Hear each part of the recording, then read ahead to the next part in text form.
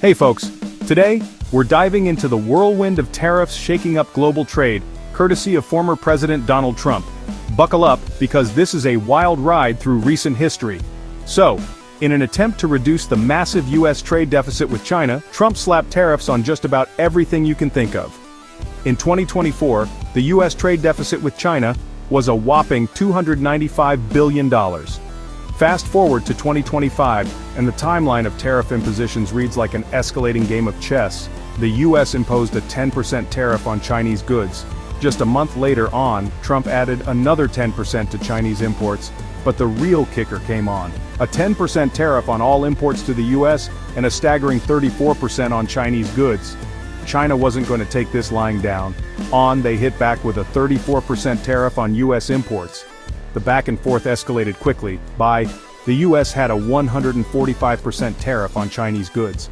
But here's the twist. Trump exempted key tech items like smartphones and laptops from these tariffs, although he threatened new tariffs on Chinese electronics, semiconductors, and pharmaceuticals. Now let's look at the impact. In 2024, the US exported $143.5 billion worth of goods to China, with top exports including mineral fuels, electrical machinery, and aircraft. On the flip side, the US imported a massive $439 billion from China, mostly electrical machinery, toys, and furniture. These tariffs are shaking up these numbers in a big way, but it's not just a US-China drama. Trump's tariffs are also hitting Europe. The average US tariff on EU imports might shoot up to 15.2%. This could potentially slash US exports to the EU by 8 to 66%, and EU exports to the US by up to 1.1%. Economies like Germany, Ireland, and Italy are feeling the heat.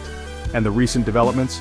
In April 2025, the US and India are in trade talks, focusing on technology, defense, and energy.